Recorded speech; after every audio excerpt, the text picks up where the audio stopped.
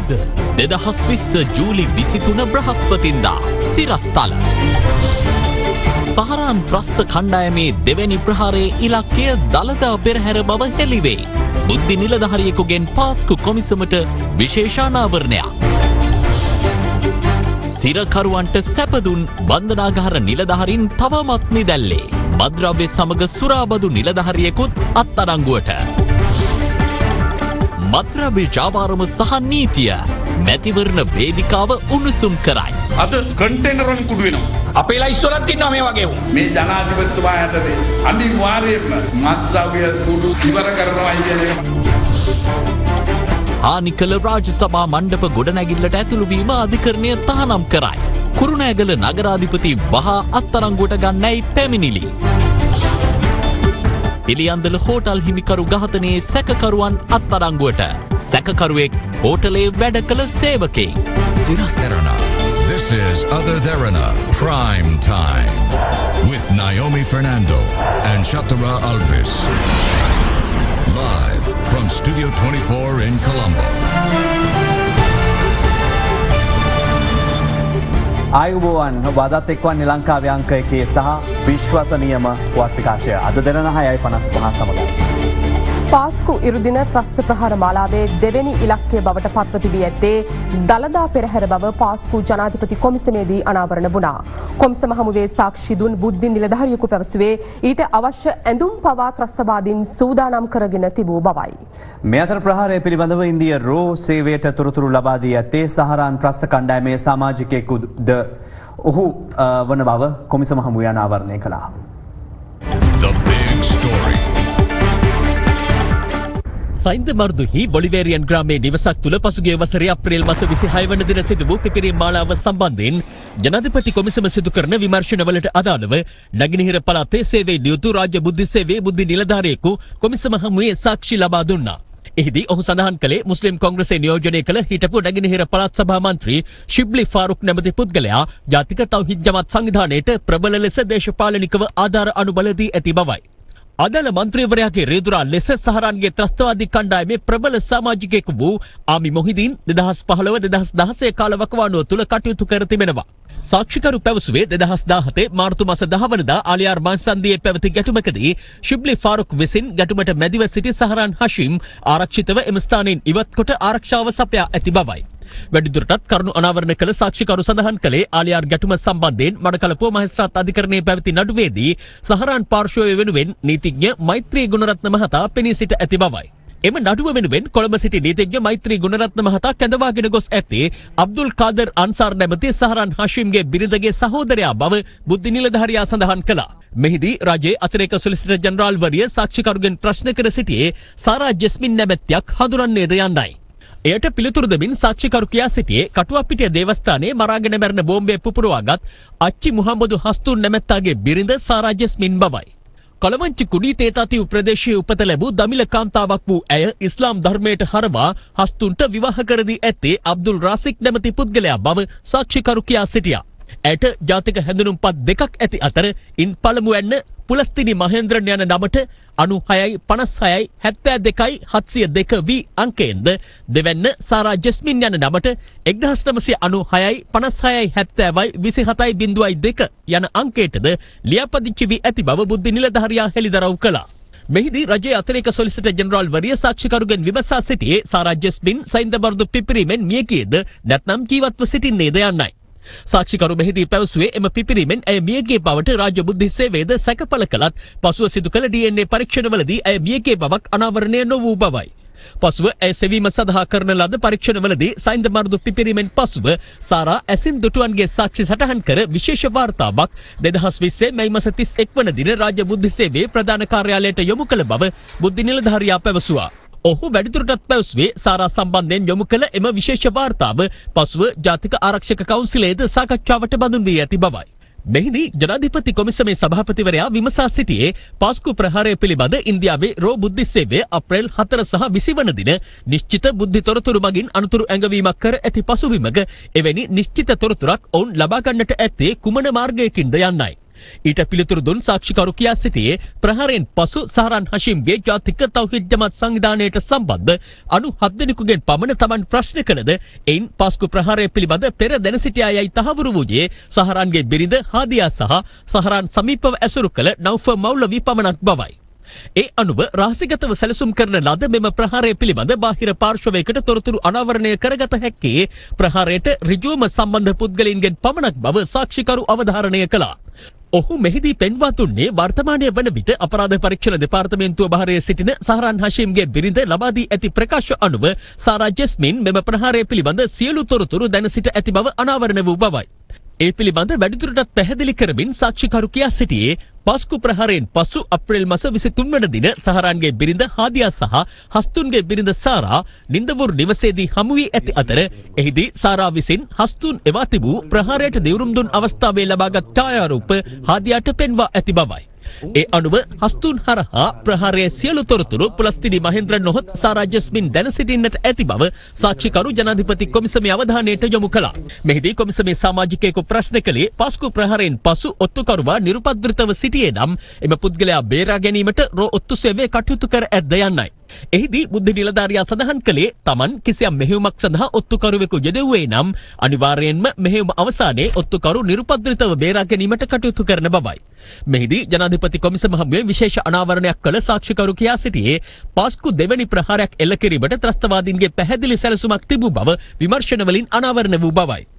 අත්අඩංගුවටගත් නෞෆර් මෞලවි ලබා දුන් ප්‍රකාශයන්ට අනුව අදාළ දෙවන ප්‍රහාරය දළදා පෙරහැර ඉලක්ක කරගෙන සිදු කරන බවත් එතෙක් සැඟවී සිටිය නොහැකි වූහොත් විහාරස්ථාන ඉලක්ක කර ප්‍රහාරයක් එල්ල කරන බවට සහරාන් හෂීම්ගේ සොහොයුරු රිල්වාන් හෂීම් සඳහන් කර තිබූ බව බුද්ධ නිලධාරියා හෙළිදරව් කළා.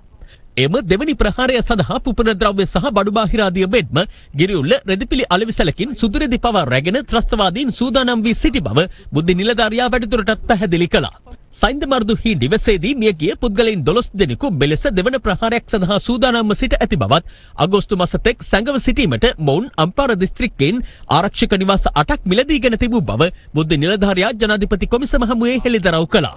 පළමු ප්‍රහාරයෙන් පසු රාජ්‍ය බුද්ධ සේවය සිදු කළ මෙහෙයුම් ඔස්සේ දෙවන ප්‍රහාරය වළක්වා ගැනීමට හැකි වූ බවත් යම් හේකින් දළදා පෙරහැර ඉලක්ක කර දෙවන ප්‍රහාරයක් සිදු වූයේ නම් සිදුවේ හැකි විනාශය සිතා ගැනීමට පවා නොහැකි බව බුද්ධ නිලධාරියා සාක්ෂි දෙමින් කියා සිටියා. ආපිකෝ PVC දිවි උදාන සංවර්ධන ණය යෝජනා ක්‍රමය පොලිසියට අවශ්‍යව සිටි පාතාල කල්ලි නායකයෙකු වන චන්දන ලසන්ත පෙරේරා හෙවත් අංගුඩ ලොක්කා ඉන්දියාවේදී අභිරහස් ලෙස මරණයට පත්ව ඇති බවට පළවන තොරතුරු මෙතෙක් තහවුරු කරගෙන නැති බව පොලිසිය පවසනවා. මේ අතර මීගමුව බන්දරාගාරයේ රැඳවියන්ට සැප පහසුකම් සැපීම සම්බන්ධයෙන් චෝදනා එල්ල වී වැඩතහනමට ලක්ව සිටින මීගමුව බන්දරාගාරයේ හිටපු අධිකාරී අනුරුද්ධ සම්පායෝ ඇතුළු නිලධාරීන් මෙතෙක් අත්අඩංගුවට ගෙන නැහැ.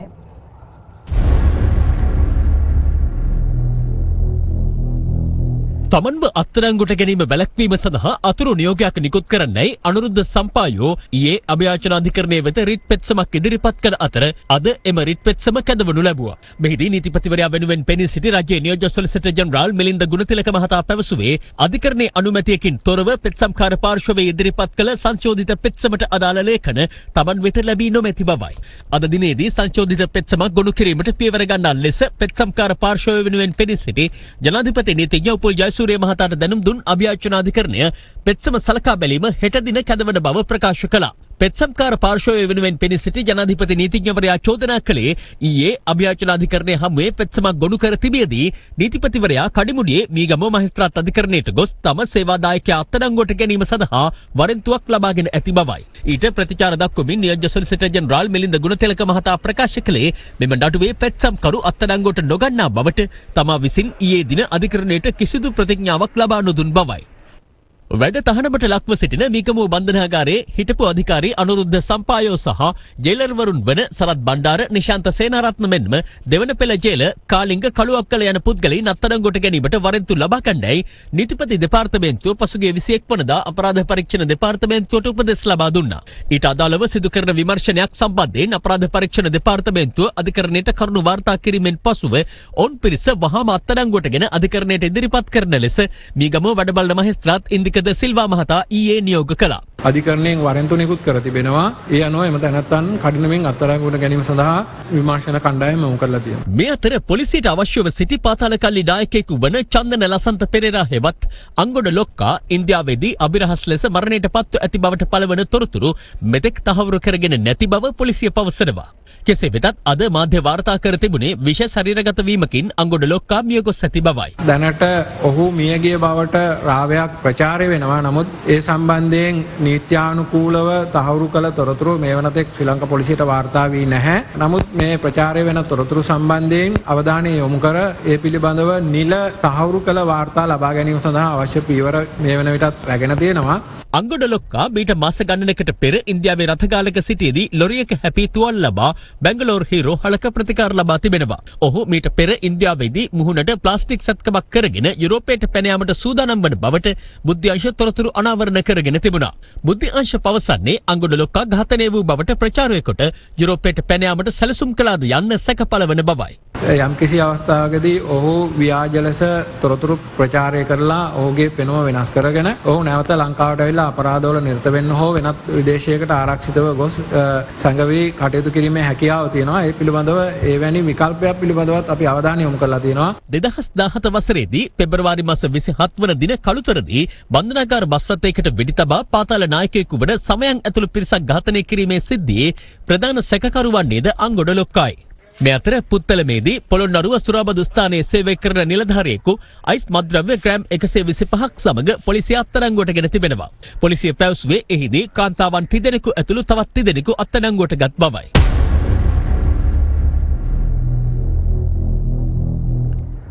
කුරුණෑගල නගරාධිපතිවරයා සහ තවත් පිරිසකට ඓතිහාසික වටිනාකමකින් යුත් කුරුණෑගල බුවනෙක ගොඩනැගිල්ලේ කඩා බිඳ දමන ලද කොටසට ඇතුළු වීම වළක්වාලමින් කුරුණෑගල මහේස්ත්‍රාත් අධිකරණය අද තහනම් නියෝගයක් නිකුත් කළා.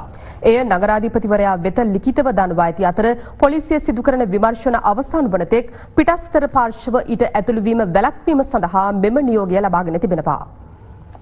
කුරුණෑගල දෙවැනි බුවනක බාහු රාජසභා මණ්ඩපයේ ලෙස සැලකෙන ගොඩනැගිල්ල කඩා බිඳදැමීම පිළිබඳව නීතිපතිවරයාගේ උපදෙස් මත රජයේ ජ්‍යෙෂ්ඨ නීතිඥවරයෙකු අද කුරුණෑගල මහේස්ත්‍රාත් අධිකරණයේ නිල්ලීම් කිහිපයක් සිදු කර තිබෙනවා. ඒ අනුව කුරුණෑගල නගරාධිපති, උපනගරාධිපති, නාගරික මන්ත්‍රීවරු, නාගරික කොමසාරිස්වරයා, නාගරික ඉංජිනේරුවරු, කාර්ය මණ්ඩලය හෝ ඔවුන්ගේ නියෝජිතයින් හෝ අනුනියෝජිතයින් එම පරිශ්‍රයට ඇතුළු වීම වළක්වාලමින් කුරුණෑගල මහේස්ත්‍රාත්වරයා විසින් තහනම් නියෝගයක් නිකුත් කළ බවයි නීතිපතිවරයාගේ සම්බන්ධීකරණ නිලධාරණී රජයේ නීතිඥ නිශාරා ජයරත්න මෙනවිය සඳහන් කළේ.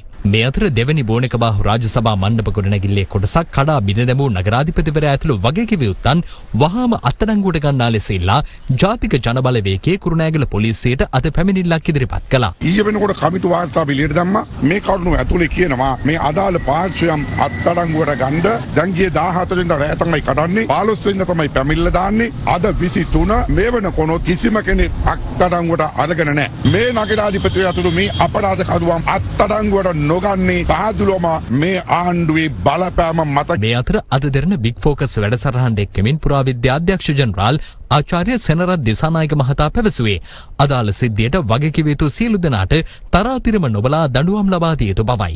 මෙතර පෞරාණික වැදගත්කම සාහිත්‍යමය වශයෙන් සනාථ වෙනවා. පෙරේදා නීතිපතිතුමත් එක්ක දාලා පොලිස් නිලධාරීන් එක්ක සාකච්ඡාවක් තිබ්බා. නීතිපතිතුමාගේ ස්ථාවරය වුණේ. එතුමා කිව්වේ මේක බරපතල අපරාධයක්. මේ පුරාවස්තු විනාශයක්. මේ උරුමයේ විනාශ කිරීමට මේ විදිහට ඉඩ දෙන්න අමාරුයි. මේ සම්බන්ධයෙන් වහාම දැඩි ක්‍රියාමාර්ගයන් කියන වහාම පරීක්ෂණ ආරම්භ කරන්න. මීට සම්බන්ධ සියලුම පුද්ගලයන් නීතියට හැට ගේන්න ඕනේ කියන එක බොහොම පැහැදිලි උපදෙස් දුන්නා. දැන් මේකේ කුරුණෑගල නගරාධිපතිවරයා පැහැදිලිව කියනවා ඔහුගේ අනපරිදි තමයි ඒක සිද්ධ වුණේ කියලා. පැහැදිලිවම ඔහු පෙනී ඉන්නවා මේක කැඩුවේ ඔහුගේ අනුදැනුම මත කියලා. මෙහෙමයි. පුරාවස්තු ආච්ඡාම්බරතේ යටතේ මට කරන්න පුළුවන් සීලම කාර්යභාරය මම කරන්නේ. ඊට පොලිසිය අදාළ වල පැමිණිලි මම දැම්මම ඊට පස්සේ පොලිස්පතිතුමාට දුරකථනයෙන් කතා කරා. පොලිස්පතිතුමාට වාර්තා වැව්වා. එතුමා ඒ අවස්ථාවේම ක්‍රියාත්මක වෙන බව දැන්නුවා. ඒක ජනරල් වලට යම් හානියක් වෙලා තියෙනවා. ඒ අර වහල්ට හානියක් වෙලා තියෙනවා. ඊට පස්සේ අර බ්‍රිතාන්‍ය අලුතින් එකතු කරපුවට සම්පූර්ණ කඩලා දාලා තියෙනවා. ඔන්නේ පිටිපස්සෙන් බ්‍රිතාන්‍ය කොට සම්පූර්ණ විනාශ කරලා දාලා තියෙනවා. මට අතිර ජනත්වයෙන් මම විදේට ලැබුණා. එතුමා කිව්වේ වහාම හෙටම මේ සංරක්ෂණ පටන් ගන්න. මේ අතර බුවනක ගොඩනැගිල්ල කඩා දැමීම පිළිබඳව අදත් පාර්ශ්ව කිහිපයක් අදහස් පළ කළා. අද ඔබතුමා එකඟ වෙනවද මේ වගේ කාරණාත් එක්ක? එකඟ නැහැ. අපේ ස්ථාවරය තමයි ගෝඨාභය රාජපක්ෂ මැතිතුමාගේ රජයක් යටතේ මේ වගේ දේවල් වෙන්න බෑ. ඒක තමයි පැහැදිලිව කෙලින් කිය යුතුයි. කලේ කවර තරාතිරමක පුද්ගලයෙක් වුණත් ඒකට කවර පුද්ගලයෙක් අනුබල දුන්නා වුණත් ඔවුන්ට තරාතිරම නොබලා දඬුවම් දිය යුතුයි. නෛතික ක්‍රියාමාර්ග සිදු කළ යුතුයි. එහෙම නැත්නම් මෙය ඇතැම් වෙලාවට අපේ රටේ 69 ලක්ෂ ජනතාව ඡන්දය දීලා ගෝඨාභය රාජපක්ෂ ජනාධිපතිතුමා පත් කරගත්තු මේ ඉලක්කයට යම් ආකාරයක බලපෑමක් එල්ල කරන්න පුළුවන් කාරණාවක් හැටියට අපි දකිනවා. නීතිය අකුරටම ක්‍රියාත්මක වෙනවා. නීතියට බලපෑම් කරන නායකයෙක් නෙමෙයි මේ ඉන්නේ. නීතිය කැඩුවොත් කවුරු හරි ඒ කඩන්නේ කවුද? මොන පක්ෂද? අපේ යාළුවද? එහෙම හිතන්නේ. ඒක තමයි ගෝඨාභය මහත්තයාගේ ආණ්ඩුවේ තියෙන විශේෂත්වය. හැම දිනකටම නීතිය එකයි. ඒ විශ්වාස ලම්නස් තියාගන්න. මෙවන විට සමාජයෙන් කොවිඩ් ආසාදිතයන් වාර්තා නොවන බව වසංගත රෝග විද්‍යාඥ වෛද්‍ය සමිත ගීගණගේ මහතා පවසනවා. අද දිනේ මේ දක්වා මෙරටින් හඳුනාගෙන ඇත්තේ එක් ආසාදිතයෙක් පමණක් වන අතර එම ආසාදිතයා සෞදි අරාබියේ සිට මෙරටට පැමිණ නිරෝධායනයට ලක්ව සිටින අයෙක්. COVID-19 වෛරස් ආසාදිතයින් ලෙස ඊයේ දිනේදී අලුතින් 22 දෙනෙකු හඳුනා ගන්නුණා. මේ වන විට නිරෝධායනයට ලක්වමින් සිටින සෞදි අරාබියේ සිට මෙරටට පැමිණි 13 දෙනෙක්, ඩුබායි සිට පැමිණි 1 අයෙක්, එක්සත් අරාබි එමිරෙහි සිට පැමිණි 7 දෙනෙක් ඒ අතර වෙනවා. එමෙන්ම ගැමුණුපුර පදිංචි කන්දකාඩු පුනරුත්ථාපන මධ්‍යස්ථානයේ ප්‍රතිකාර ලබන ආසාදිතයෙකුගේ ආශ්‍රිතයෙකු ඊයේ හඳුනාගත් ආසාදිතයින් අතර සිටිනවා. මේ වෙනකොට ඒ කන්දකාඩු පළමු ආශ්‍රිත සෑම කෙනෙක්ම මේ වෙනකොට පළමු වටේ පරීක්ෂණ අවසන් කරලා දැන් දෙවෙනි වටයත් ආරම්භ කරලා තියෙන. කියන්නේ අපි අනේ හැම කෙනෙක්ම ආසන්න වශයෙන් උත් කරලා ඊට පස්සේ දවස් 14ක් ඇතුළතත් කරනවා. ඒ කිසිම අවස්ථාවක මෑත කාලේ කිසිම රෝගියෙක් ඒ අතරින් වාර්තා වෙන්නේ නැහැ සමාජයෙන්. මේ වෙනකොට දල වශයෙන් 8500ක් විතර ඒ කන්දකාඩු සිද්ධියට සම්බන්ධ PCR පරීක්ෂණ සිද්ධ වෙලා තියෙනවා. ඒ අනුව මේ වන විට මෙරටින් හඳුනාගෙන ඇති සමස්ත කොවිඩ් ආසාදිතයින් ගණන 2753ක්. ඒ අතරින් 2077 දෙනෙකු සුවය ලබා රෝහල් වලින් පිටව ගොස් ඇති අතර තවදුරටත් රෝහල්ගතව ප්‍රතිකාර ලබන සංඛ්‍යාව 665ක්. මේ මොහොත වෙනකොට අපිට අර පළවෙනි වලල්ල ඇතුලෙන් තව වලලු ඇතිවීම සඳහා තිබිච්ච අවදානම යම් මට්ටමකින් අඩු වෙලා තියෙනවා. රාජාංගනයේ ප්‍රදේශයේ මේ වෙනකොට පළවෙනි වලල්ලෙන් දෙවෙනි වලල්ලට, දෙවෙනි වලල්ලෙන් තුන්වෙනි වලල්ලට රෝගීන් ව්‍යාප්ත වීම දක්වා ගිහිල්ලා තියෙනවා. නමුත් අසාමාන්‍ය විදිහට රෝගීන් වාර්තා වෙන්නේ නැහැ. මුලදීම යම් ක්‍රියාමාර්ග ගැනීම නිසා සෞඛ්‍යාංශ ආරක්ෂකාංශ එකතු වෙලා ඒ තත්ත්වය යම් පාලනයකට නතු කරගන්න අපිට පුළුවන් වෙලා තියෙන රාජාංගනයේ ප්‍රදේශයේ. මේ අතර ලොව හඳුනාගෙන ඇති සමස්ත කොවිඩ් රෝගීන් සංඛ්‍යාව අද වන විට 1,53 ලක්ෂය ඉක්මවා ගොස් තිබෙනවා. වාර්තා වන කොවිඩ් මරණ සංඛ්‍යාව 6,30,313ක්. ඇමරිකාවෙන් ආසාදිතයින් 41,875ක්, බ්‍රසීලෙන් 22,31,871ක්, ඉන්දියාවෙන් 12,39,684ක් සහ රුසියාවෙන් 7,89,190ක් වශයෙන් මේ වන විට ආසාදිතයින් වාර්තා වී තිබෙනවා. ඉන්දියාවේ කාශ්මීරයේ ඓතිහාසික අමරනාත් පුදබිමේ ශිවදෙවි වන්දනාව ඉතිහාසයේ පළමු වරට මෙවර අවලංගු කර තිබීමෙන්ම කොවිඩ් වෛරසය ලොවට සිදු කර ඇති බලපෑම පැහැදිලි වනවා. මේ අතර කොවිඩ් වෛරසය අඩු තක්සේරුවෙන් සැලකූ බ්‍රසීල ජනාධිපති ජයිර් බොල්සනාරෝ තුන්වන වරට සිදු කළ PCR පරීක්ෂණයෙන්ද වෛරස් ආසාදිතයෙකු බවට තහවුරු වී තිබුණා. පවතින තත්ත්වය හමුවේ ලෝපුරා කොවිඩ් 19 රැසක් මේ වන විට අත්හදා බැලමින් පවතිනවා. නමුත් 2021 වසරේ මුල් භාගයට පෙර කොවිඩ් 19ක් සම්බන්ධයෙන් බලාපොරොත්තු තබාගත නොහැකි බවයි ලෝක සෞඛ්‍ය සංවිධානය පවසන්නේ. ග්‍රාමීය මට්ටමේ මත්ද්‍රව්‍ය උවදුර මර්ධනය කිරීමට තොරතුරු ලබා දෙන ලෙස ජනාධිපතිවරයා ජනතාවගෙන් ඉල්ලීමක් කරනවා.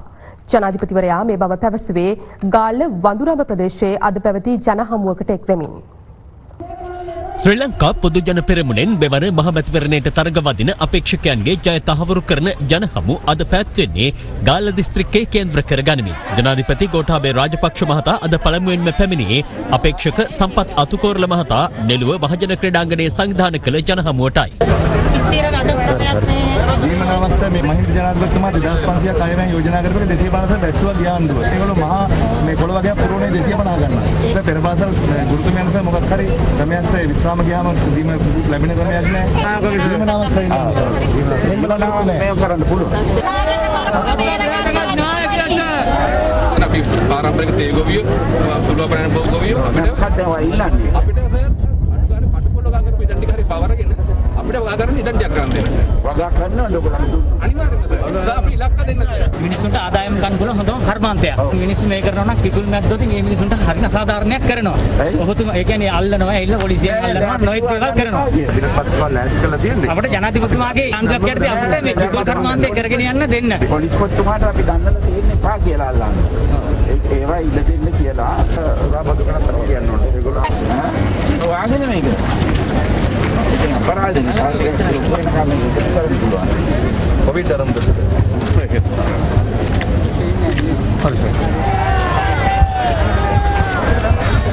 අපේක්ෂක ඉසුරු දොඩංගොඩ මහතා වඳුරඹ මහජන ක්‍රීඩාංගණයේ සංවිධානය කළ ජනහමුවටද ජනාධිපතිවරයා අද පෙරවරුවේ සහභාගී වුණා.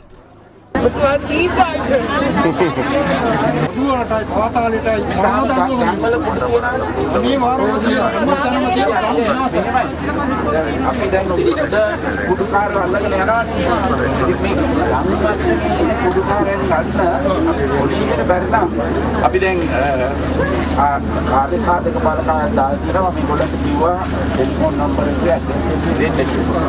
නිර්නාමිකව ගම්වල ඉන්න අයගේ විස්තර එවන්න. අපිට පුළුවන් හැමදේම කරන්න ඔබතුමාගේ. එතකොට අපි පුළුවන් මේ පහළ මට්ටමත් නැති කරලා දාන්න සම්පූර්ණයෙන්ම නියම කරන්න ජනාධිපතිතුමා අනතුරුව ජනාධිපතිවරයා ගාල්ල වඳුරඹ මධ්‍ය මහා විද්‍යාලය වෙත ගොස් එහි අඩුපාඩු විමසා බැලුවා. මම ඉස්කෝලේ අරින්න ඕනද නැත්නම් තා ටිකක් සෙල්ලම් කරන්නද ජනාධිපතිවරයා ඉන් අනතුරුව පැමිණියේ අපේක්ෂක ගීතා කුමාරසිංහ මහත්මිය ගෝනගල සතිපොළ භූමිය සංවිධානය කළ ජනහමුවටයි.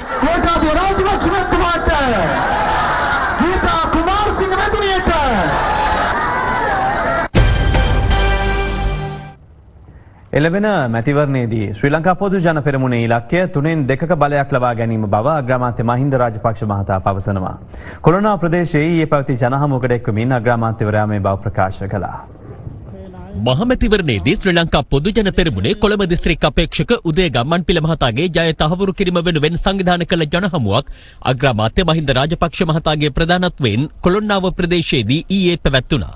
මේ මැතිවරණය අපි ජයග්‍රහණය කිරීම සඳහා කිසිම ගැටලුවක් නැහැ. මොකද අපිට ඕන වැඩිම 3/2ක ඡන්ද ප්‍රමාණයක් ලබා ගන්න. ඒකෙන්දී අපි සන්තෝෂ වෙනවා ගමන්පිල මැතිතුමා. හැමදාම අපිත් එක්ක හිටියා. නිවැරදි පිළේ හිටියා. විශේෂයෙන්ම මෙතුමා ගෝඨාභය රාජපක්ෂ මැතිතුමාගේ නම් කිරීමේදී මූලිකත්වයක් දරුවයි කියලායි මම විශ්වාස කරන්නේ. ඒ නිසා උදය ගමන්පිල අපිත් එක්ක ඉන්න ඕන. උදය ගමන්පිල පාර්ලිමේන්තුවේ ඉන්න ඕන. මේ අතර ශ්‍රී ලංකා පොදු ජන පෙරමුණේ කොළඹ දිස්ත්‍රික් අපේක්ෂක අමාත්‍ය විමල් වීරවංශ සහ මේජර් ප්‍රදීප් පුදුකොඩ යන මහත්වරුන්ගේ ජය තහවුරු කිරීම වෙනුවෙන් කඩුවිල ප්‍රදේශයේ සංවිධානය කර තිබූ ජනහමුවකටද අග්‍රාමාත්‍යවරයා එක්ව සිටියා.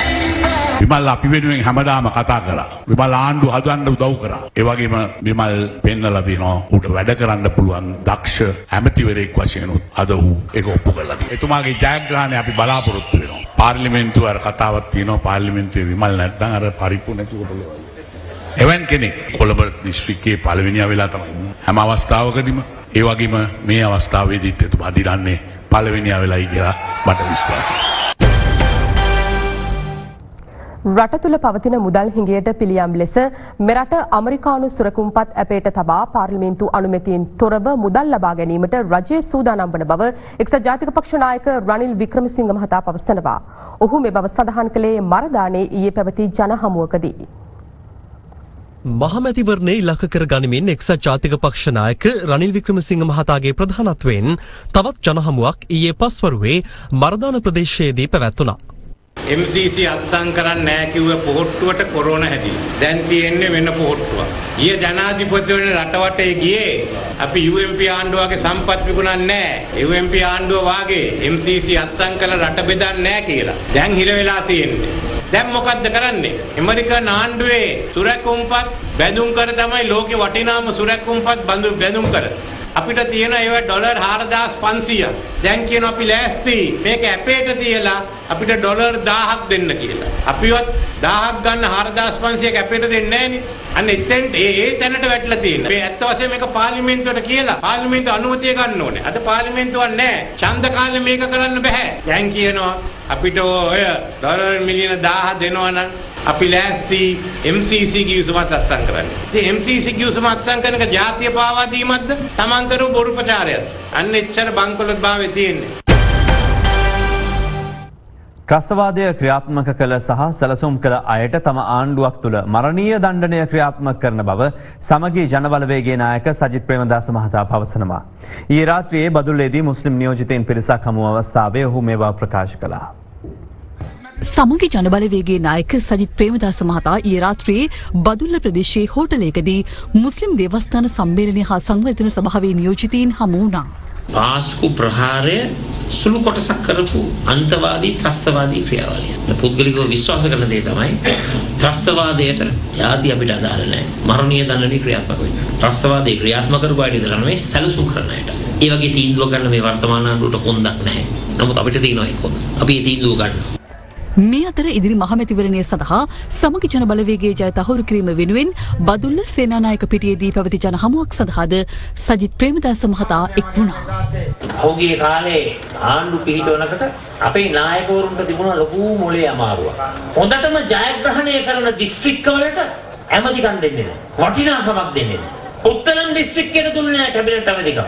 පොළොන්නරු දිස්ත්‍රික්කයට දුන්නේ නැහැ කැබිනට් ඇමතිකම. මාතලේ දිස්ත්‍රික්කයට දුන්නේ නැහැ. තුනම ජයග්‍රහණය කරපු මැතිවරණ කොට්ටාස. එතකොට බදුල්ල දිස්ත්‍රික්කේ මම විශ්වාස කරනවා ලබා දුන්නු ඇමති ප්‍රමාණය ප්‍රමාණවත් නැtei කියලා. අනිවාර්යයෙන්ම ජයග්‍රහණය කරනකොට මේ බදුල්ල දිස්ත්‍රික්කයට වැඩ කරන්න පුළුවන් ඇමතිකම් ගණනාවක් අපි ලබා දෙන එක ලබා දෙනවා.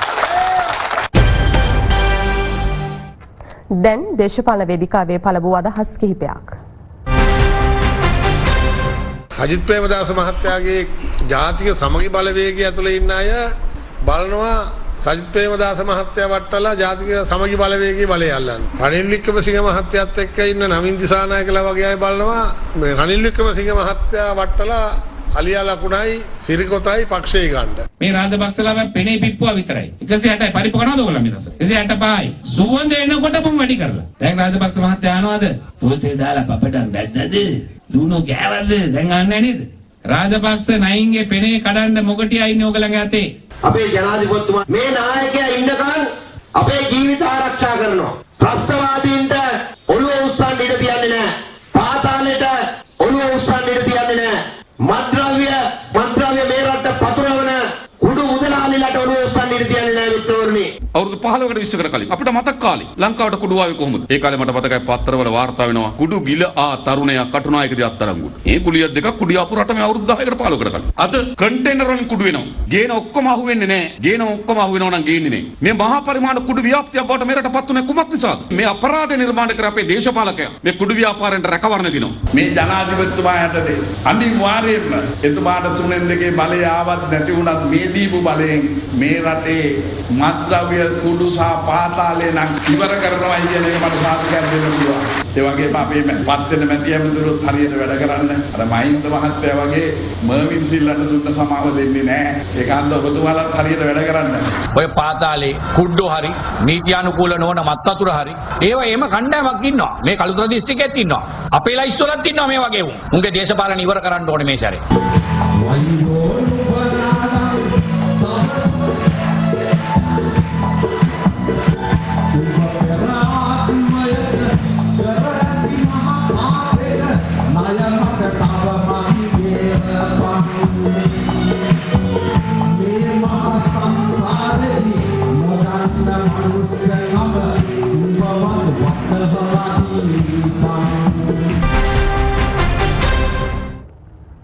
පාර්ලිමේන්තුව තුලත් ඉන් පිටතත් සහෘද සමාජයක් ගොඩනැගීමේ යුතුයකම Taman ඉටු කරන බව ශ්‍රී ලංකා පොදු ජන පෙරමුණේ කළුතර දිස්ත්‍රික් අපේක්ෂක අනුප පස්කුවල් මහතා පවසනවා.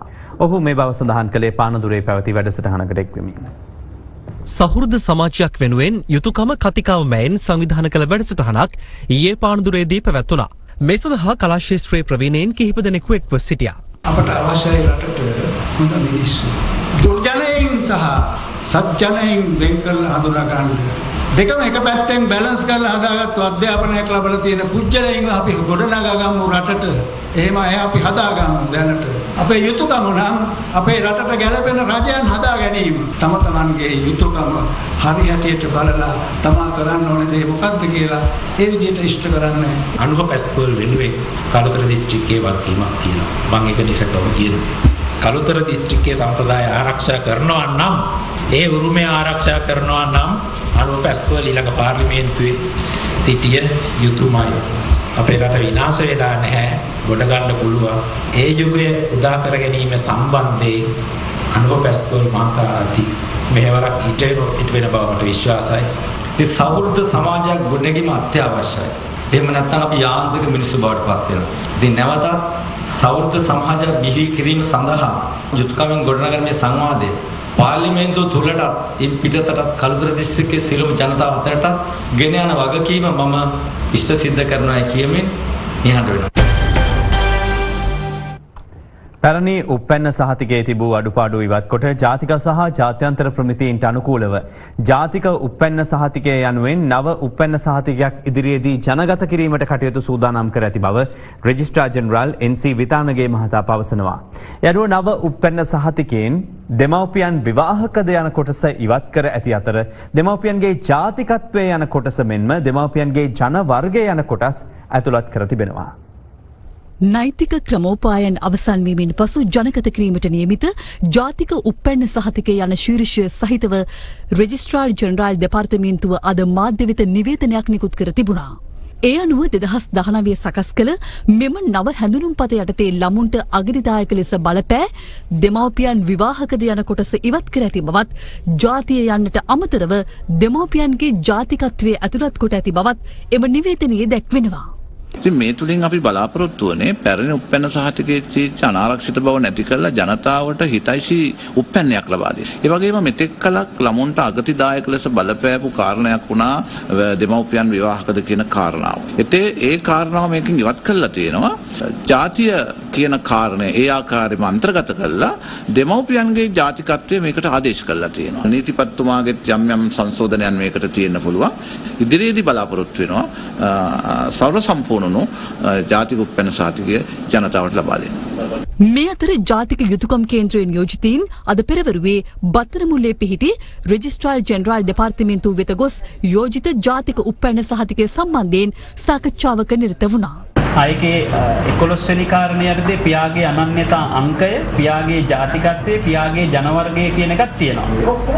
විවාහක දෛවාහක භාවය කියන එකත් පාර්ලිමේන්තුවේ දිගින් දිගටම සාකච්ඡා කරලා පෙන්වා දීපු කාරණයක්. පහුගිය කාලේ හදපු සමලිංගික විවාහරෝ මේවත් එක අපි කල්පනා කළා විවාහය කියන සාධකය කරුණක් විදිහටවත් උප්පැන්නේදී සලකා බලන්නේ නැත්තම් එතනින් නිකන් අපි කියන්නේ ඕන කෙනෙකුට දරුවෝ හදන්න පුළුවන් සුජාත හෝ අවජාත කියන එක සදාචාර පිරිහෙනවා මිසක් උඩට යනවා සදාචාරය ආරක්ෂා වීමක් වෙන්නේ නැහැ නේද? මේ අතර අද පස්වරුවේ මාධ්‍ය සාකච්ඡාවක් පවත්වමින් මහාචාර්ය පූජ්‍ය මැදගොඩ අබේතිස්ස හිමියන් මේ සම්බන්ධයෙන් අදහස් පළ කළා. මේ රෙජිස්ටර් ජෙනරාල් කාර්යාලය මගින් මේ උපැන්න සහතිකයේ පෙන්වා දීලා තියෙනවා එක තැනක ජාතිය කියලා අනිත් එකේ ජන වර්ගය කියලා.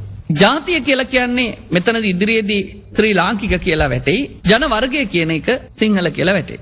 එතකොට සිංහල දෙමළ මුස්ලිම් මේ හැමෝම ජන වර්ග හැටියට අඳුරා ගන්නවා මිසක් ජාතීන් හැටියට නෙමෙයි ඉදිරියේදී අඳුරාගන්නේ. සිංහලයෝ කියලා කියන්නේ මේ රට සංස්කෘතියක් ශිෂ්ටාචාරයක් බවට පත් කරපු ඒ ශිෂ්ටාචාරයේ උරුම ජාතිය. ඒ ජාතිය හලාලීම මෙහිදී සිදු නොවිය යුතු කාරණාවක්. පහුගිය ආණ්ඩු සමයේ මංගල රනිල් ආදීන්ගේ උපදෙස් පරිදි ස්වදේශ කටයුතු ඇමතිවරයා වශයෙන් හිටිය වජිර අබේවර්ධන මහත්මයා කැබිනට් එකේ සම්මත කරගත්තු කාරණාවක්. හැබැයි මේ නීතියක් බවට නීති පොතේ පත් කරලා නැහැ. ඇත්තටම උප්පැන්න සහතිකෙන් ජාතිය කියන වචනේ ඉවත් නොකර ඉවත් කිරීමයි මෙතන සිද්ධ කරලා තියෙන්නේ.